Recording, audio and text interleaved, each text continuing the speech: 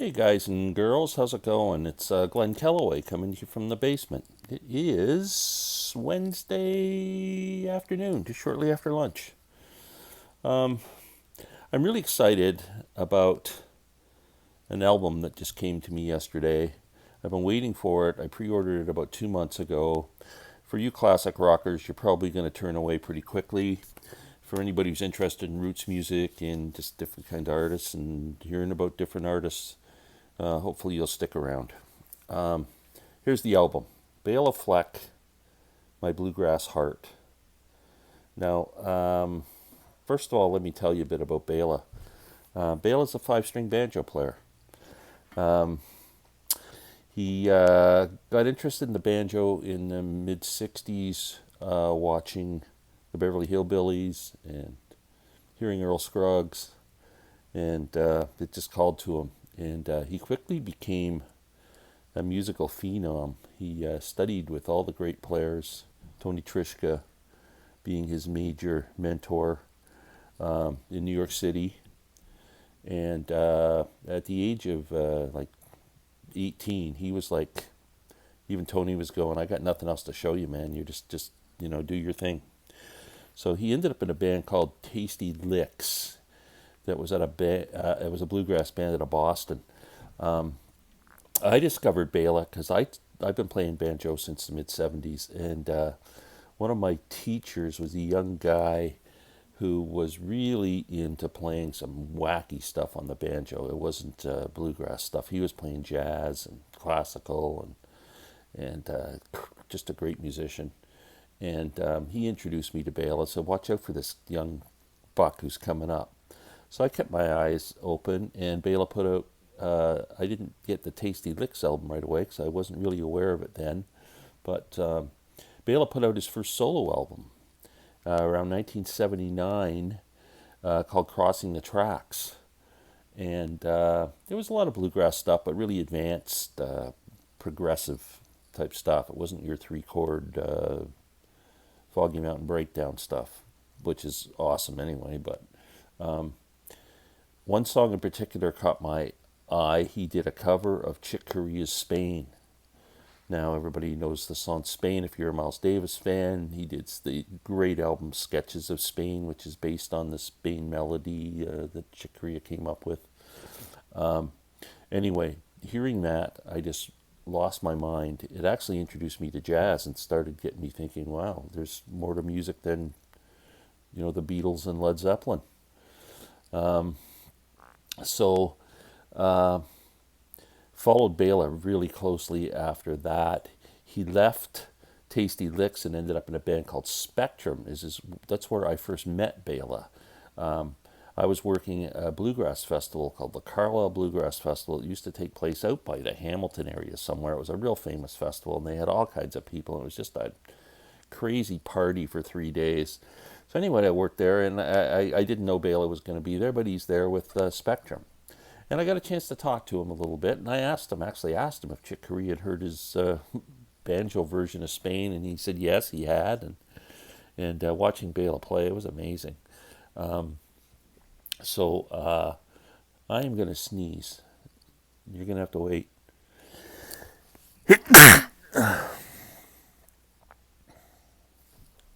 God, I hate that. I used to stop the videos and start them again, but I'm long past that.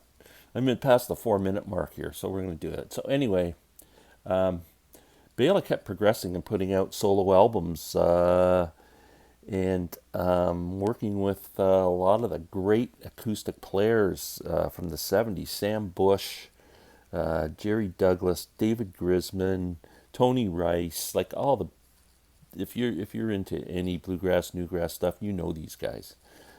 David Grisman, if you're a Dead fan, he played with Jerry and played on Friend of the Devil on American Beauty.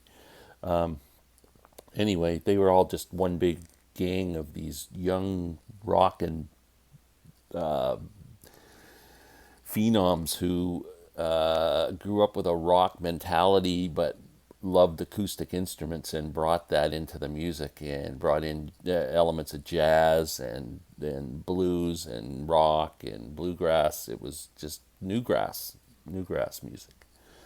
So eventually, putting out a few albums, Bela ended up starting a band around, I think it was the late 80s.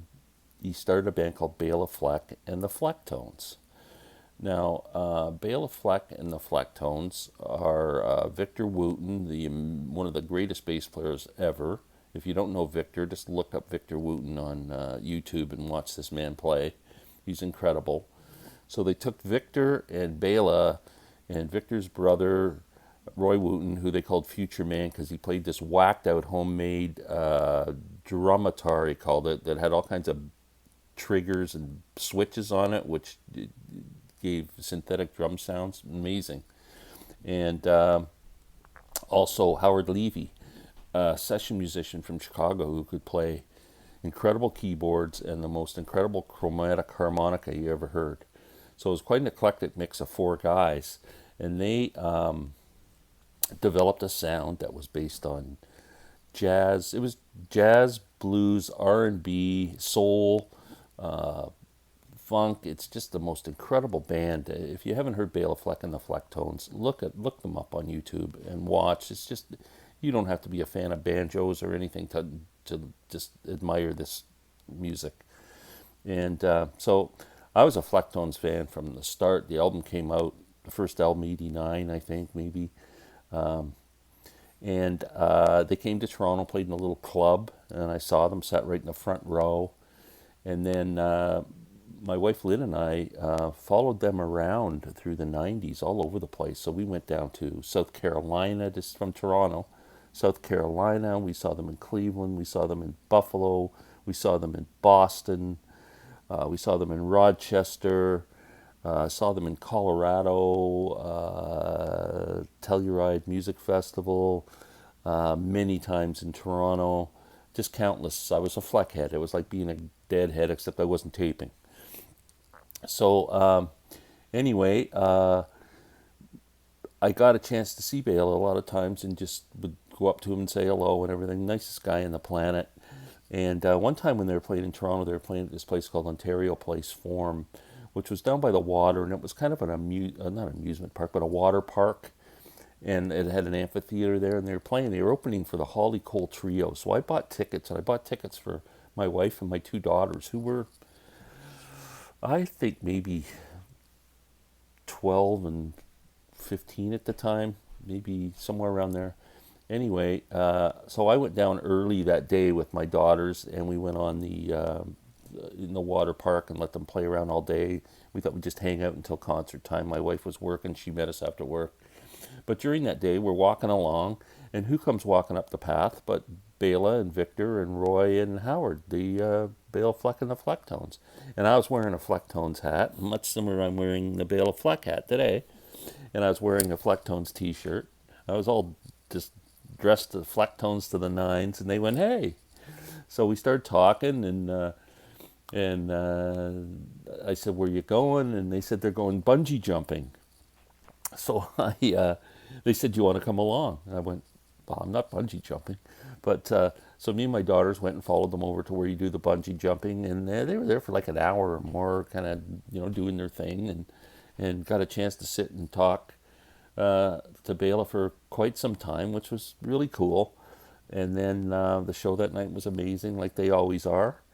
And met him a couple of other times, and just we're not friends or anything, but it's just a very approachable guy, and one of my musical heroes. And I don't know how often you guys have had a chance to meet your musical heroes, but I have met mine.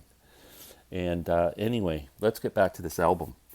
So Bela Fleck, My Bluegrass Heart. Bela has not done a bluegrass inspired album for over 20 years. He's been doing classical albums, jazz albums, world music. There's a documentary on YouTube called Throw Down Your Heart, where Bela takes the banjo to Africa and plays with all kinds of local African musicians.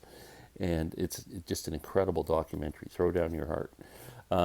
So this album is pretty cool. There's Bela with his sons right there. He's just the nicest guy on the planet. And so on this album, he invited like some incredible people. I'm sure you guys have heard of some of these people. Well, Sam Bush, who he played in the Newgrass. I didn't mention that he was in the Newgrass revival all through the 80s. Sam Bush, David Grisman, who we talked about before, Sierra Hull, who is an up-and-coming star right now, Chris Stiley from Punch Brothers and Nickel Creek, incredible mandolin player, Cody Gilby, Billy Strings, who's another big rising star right now, Brian Sutton, who's an incredible flat-picking guitar player, Molly Tuttle, Jerry Douglas, the Jimi Hendrix of the dobro, fiddles, Michael Cleveland, Stuart Duncan. I mean, Stuart Duncan's incredible. He's got such a resume. He's played with Robert Plant. He's played with Mark Knopfler. Just an incredible guy. Basses, Paul Cowart, Royal Massat, Edgar Meyer, another guy if you don't know. He's a classically trained double bass player who is just the most amazing musician ever. Mark Schatz, another great musician. And guest banjoist, Noam Pakilny, who also plays with Chris Stiley and Punch Brothers, and Tony Trischka, who was Bela's teacher and mentor. Double album set. There's the back cover. Beautiful looking record. It came with a download card. You can order it from Bela's website. And you can order the hat too. Here is the label. Bela Fleck, My Bluegrass Heart. And comes with a really nice poster. Hopefully I can hold this up.